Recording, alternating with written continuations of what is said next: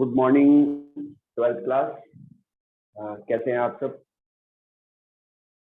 Twelfth class कल अपन human chapter third human reproduction start कर दिया था और कल मैंने ह्यूमन मेल रिप्रोडक्टिव सिस्टम के डायग्राम को एक्सप्लेन किया था। बच्चों, जो स्क्रोटम है वो थिन स्किन है जो बॉडी से बाहर दोनों पाँव के बीच में पाई जाती है और उसके अंदर जो टेस्टिस हैं वो डिसेंड होते हैं जब बच्चा 7 मंथ का हो जाता है अपने मदर के यूट्रस में। और जो टेस्टिस है वो प्राइमरी सेक्स ऑर्गन है जिनकी सेमिनिफेरस ट्यूब्यूल्स के अंदर स्पर्म का प्रोडक्शन होता है। तो ये धीरे धीरे सारी चीजें आपको और अच्छे से क्लियर हो जाएंगी। जो स्क्रोटम है, स्क्रोटम की जो स्किन है उसमें जो स्मूथ मसल फाइबर्स होते हैं उन्हें हम क्या कहते हैं? Dartos tunic. क्या कहते हैं? डार्टोस ट्यूनिक कहते हैं। इसी तरीके से स्क्रोटम के अंदर जो सेप्टम है उसे हम कहते हैं सेप्टम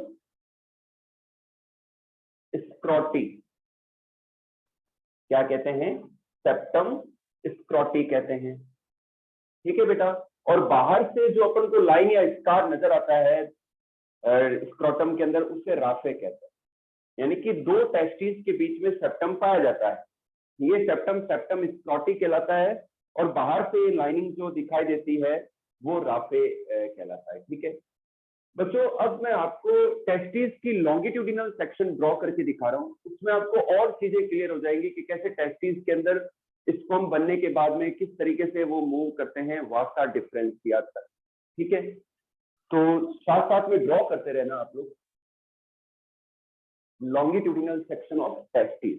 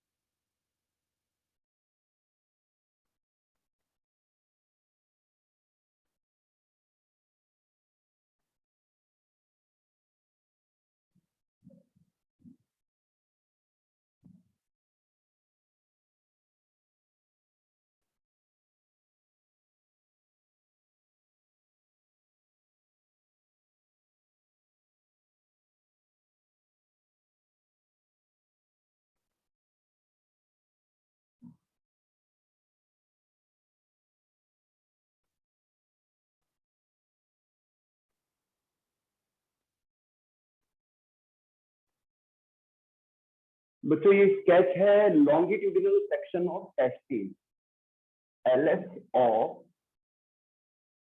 ए टेस्टिस। ठीक है, अब इस स्केच को ध्यान से देखिए बच्चों। सबसे पहले बात करते हैं कि जो सबसे आउटर जो लेयर है, जो स्क्रोटम को भी लाइन करती है, इसे हम कहते हैं ट्यूनिका वेजाइनेलिस। क्या कहते हैं? Tunica vaginalis. फिर टेस्टिस की जो बाहरी लेयर है, इसे हम कहते हैं ट्यूनिका एल्बुजिनिया, और इसके अंदर जो लेयर है उसे हम कहते हैं ट्यूनिका वेस्क्यूलोसा। बच्चों क्या होता है, ट्यूनिका जो एल्बुजिनिया है, जब अंदर की ओर प्रोट्रूड करती है टेस्टिस के अंदर, तो कई सारे लोब्यूल बन जाते हैं। तो इन्हें हम क्या कहते हैं? टेस्टिक्यूलर लोब्यूल कहते हैं। लगभग 200 से 300 200 टू 300 लोब्यूल्स बन जाते हैं। तो ये जो लोब्यूल्स हैं, इन्हें हम क्या कहते हैं? टेस्टिक्यूलर लोब्यूल्स कहते हैं। और इनके अंदर बच्चों ये जो है, ये है सेमिनिफेरस ट्यूब्यूल। तो सेमिनिफेरस ट्यूब्यूल्स की जो लाइन है, वहां पर क्यूबॉइडल सेल्स की, क्यूबॉइडल, आपने अगर 7 चैप्टर क्लास 11 में पढ़ा होगा एनिमल टिश्यू का, तो उसमें जो क्यूबॉइड जो सेल्स होती हैं, उनकी बनी हुई जर्मिनल एपिथेलियम पाई जाती है सेमिनिफेरस ट्यूब्यूल्स में। और उन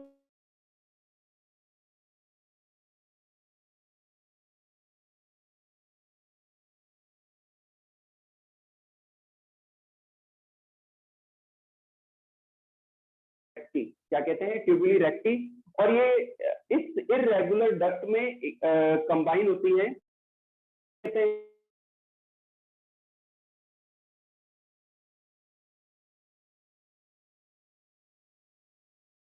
इन्हें हम कहते हैं वासा इफ्रेंसिया। क्या कहते हैं? वासा इफ्रेंसिया कहते हैं। और ये जो स्ट्रक्चर है बच्चों, ये है एपिडिडाइमिस। और ये जो डक्ट है, इसे एपिडिडाइमिस की डक्ट कहते हैं। क्या कहते हैं? एपिडिडाइमिस की डक्ट कहते हैं। और जो एपिडिडाइमिस का ये जो पार्ट है, this is called caput epididymis. This one is called caput epididymis. जो मिड पार्ट है उसे हम कहते हैं कॉर्पस एपिडिडाइमिस। और जो लोअर पार्ट है, this is called cauda epididymis. तो ये जो मतलब स्पर्म बनते हैं सेमिनिफेरस ट्यूब्यूल्स में, फिर आते हैं ट्यूबुली रेक्टी में, ट्यूबुली रेक्टी से रेड टेस्टिस में, रेड टेस्टिस से वासा इफ्रेंसिया में, वासा इफ्रेंसिया से एपिडिडाइमिस के डक्ट में, फिर यहाँ से वो ट्रेवल करते हुए यहाँ आता है। तो ये जो डक्ट निकल रही है, इसे हम कहते हैं वासा डिफरेंस। सिंगल को वासा डिफरेंस और प्लूरल को वासा डिफरेंसिया कहते हैं। ओके, तो ये बच्चों लॉन्गिट्यूडिनल सेक्शन है टेस्टिस की। तो मैं उम्मीद करता हूं कि आपको ये टॉपिक और अच्छे से क्लियर हो गया है कि कैसे स्पर्म बनते कहाँ हैं और कैसे वो ट्रेवल करते हैं वासा डिफरेंस तक। ठीक है, एक और सेक्शन मैं ड्रॉ करूंगा बच्चों, ट्रांसफर सेक्शन। ये रफ कर रहा हूं, तो आप देख लें एक बार इस स्केच को।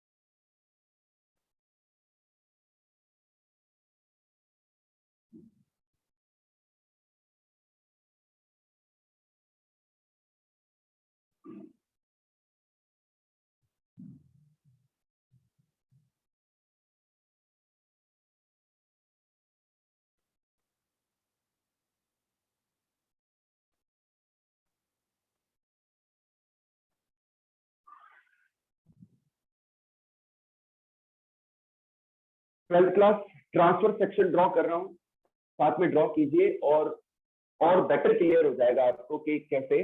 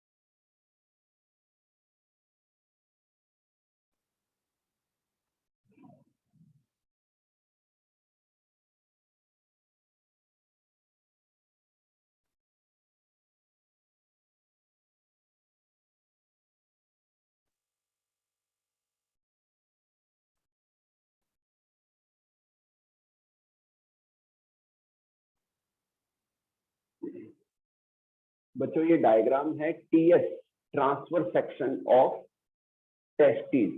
तो टेस्टिस का ये ट्रांसफर सेक्शन का स्केच है। बच्चों जो सबसे आउटर ये जो लेयर है ये, इसे हम कहते हैं विसरल पेरिटोनियम। क्या कहते हैं? विसरल पेरिटोनियम कहते हैं। इसके अलावा बच्चों ये ब्लड वेसल्स हैं। ये जो आपको नजर आ रही है, ये जो स्ट्रक्चर्स हैं, इन्हें हम कहते हैं सेमिनिफेरस ट्यूब्यूल। क्या कहते हैं? सेमिनिफेरस ट्यूब्यूल कहते हैं। इनकी जो इनर ये लेयर है, ये है जर्मिनल एपिथेलियम। तो ये ट्यूब लाइक सेल्स होती हैं। तो इनमें जब डिवीजन होता है, तो डिवीजन होने पर पहले नंबर बढ़ते हैं सेल्स के, तो क्या बनते हैं? स्पर्मेटोगोनिया बनते हैं। फिर स्पर्मेटोगोनिया में डिवीजन होता है तो प्राइमरी स्पर्मेटोसाइट्स बनते हैं।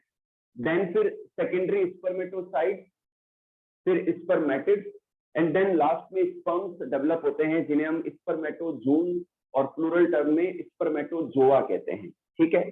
और सेमिनिफेरस ट्यूब्यूल्स के बाहर ये जो सेल्स का ग्रुप है, ठीक है, इस सेल्स के ग्रुप को कहते हैं इंटरस्टिशियल और लीडिंग सेल्स। क्या कहते हैं?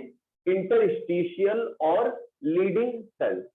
ठीक है बच्चों, जो इंटरस्टिशियल और लीडिंग सेल्स है, ये testosterone, male sex hormone testosterone को रिलीज करता है, जो कि स्पर्म के प्रोडक्शन में, उसके कंट्रोल में और रिप्रोडक्टिव एबिलिटी में कंट्रोल करता है। साथ ही साथ जो सेकेंडरी सेक्सुअल कैरेक्टर्स हैं उनको भी कंट्रोल एंड रेगुलेट करता है मेल के अंदर।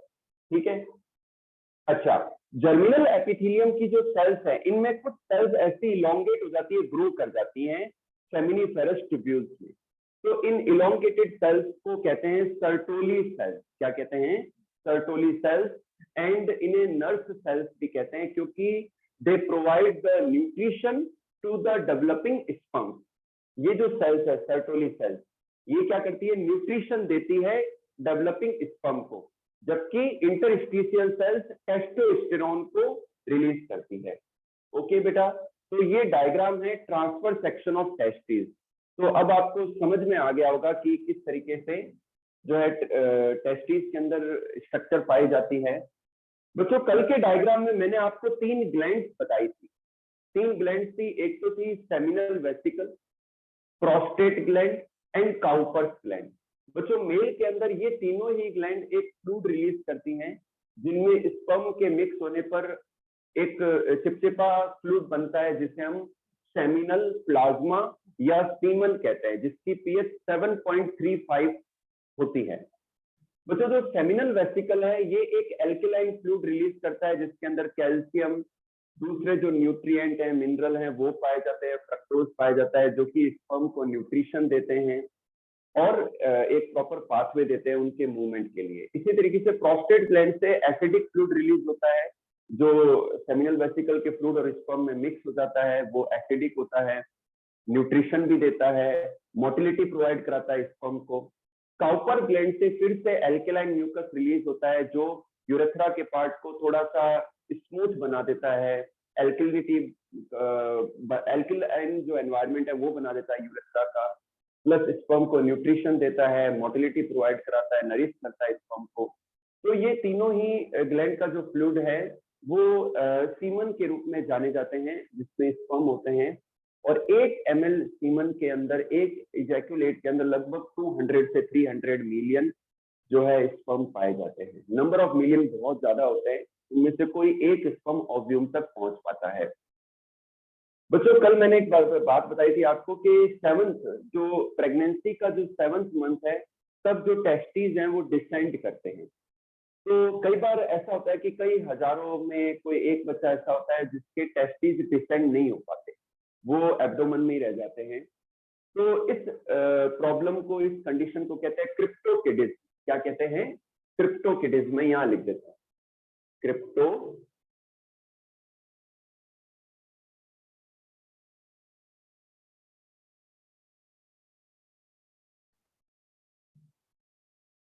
क्रिप्टोकिडिज्म कहते हैं। अगर कई बार कुछ बच्चों में दोनों ही टेस्टिस डिसेंड नहीं होते, और कई और एक तो हो जाता है, एक नहीं डिसेंड हो जाता है, तो दोनों ही कंडीशन में जब टेस्टिस डिसेंड ना होना, इसे हम कहते हैं क्रिप्टोकिडिज्म। अब बच्चों, आफ्टर बर्थ अगर पेरेंट्स को या जो भी उनके घर के सदस्य, वो अगर ऐसा देखते हैं कि बच्चे के एक या दोनों टेस्टिस नहीं आए हैं, तो उन्हें 6 मंथ के अंदर अंदर ही डॉक्टर से कंसल्ट करना चाहिए, और डॉक्टर सर्जरी करके उन टेस्टिस को डिसेंड करवा देते हैं स्क्रॉटम से। तो ये बेटर रहता है। अगर किसी बच्चे के अंदर एक टेस्टिस डिसेंड हो जाता है, तो जब दोनों ही नहीं होते हैं, तो ऐसा जो बच्चा है, अगर नहीं ध्यान दिया, बड़ा होने पर वो स्टेराइल रहेगा, वो क्या रहेगा? बांझ रहेगा, उसमें रिप्रोडक्टिव एबिलिटी नहीं रहेगी, क्योंकि बॉडी के टेम्परेचर पर स्पर्म का फॉर्मेशन नहीं होता है। तो क्योंकि टेस्टिस बॉडी के अंदर रह गए हैं, तो फिर स्पर्म प्रोडक्शन नहीं होगा और उसमें रिप्रोडक्टिव एबिलिटी उस व्यक्ति में नहीं रहेगी। अगर किसी व्यक्ति में एक टेस्टिस होता है, तो वो एक हेल्दी लाइफ जी सकता है, क्योंकि 2 टेस्टिस का काम फिर एक टेस्टिस करने लगता है, तो वो एक हेल्दी लाइफ जी सकते हैं, और उनमें स्पर्म का प्रोडक्शन होता है, और वो पेरेंट होने का जो सुख है वो भोग सकते हैं, वो फादर बनने का सुख भोग सकते हैं, क्योंकि उनमें रिप्रोडक्टिव एबिलिटी लेते हैं रहती है, एक टेस्टिस भी स्पर्म को प्रोड्यूस करता रहता है। ठीक है। तो ये जरूरी है कि ये ध्यान रखना चाहिए कि अगर बच्चे में ऐसी कोई दिक्कत है, तो डॉक्टर से, एक्सपर्ट जो डॉक्टर उनसे कंसल्ट करके बाय सर्जरी इस प्रॉब्लम को दूर किया जा सकता है। अच्छा बच्चों, जिस जिस कैनाल से टेस्टिस डिसेंड होते हैं स्क्रॉटम के अंदर, उस हिस्से को इंग्विनल कैनाल कहते हैं। क्या कहते हैं? इंग्विनल कैनाल कहते हैं।